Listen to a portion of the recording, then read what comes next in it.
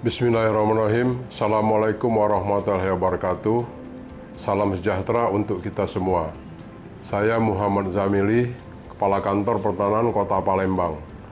Dengan penuh komitmen dan semangat perubahan, kami mengajak seluruh elemen masyarakat untuk mendukung pembangunan zona integritas di lingkungan Kantor Pertanahan Kota Palembang.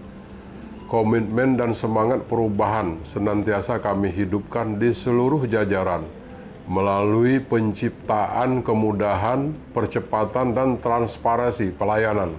Pembangunan zona integritas juga kami wujudkan lewat inovasi yang mampu menjawab kebutuhan masyarakat, serta melaksanakan evaluasi secara konsisten dan berkelanjutan terhadap pelaksanaan pembangunan zona integritas.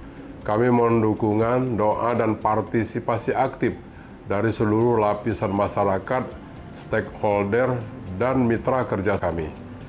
Dengan semangat perubahan, mari bersama kita wujudkan pelayanan pertanahan yang bersih, bebas dari korupsi, dan berintegritas tinggi untuk masyarakat khususnya Kota Palembang. Demikian, wassalamualaikum warahmatullahi wabarakatuh.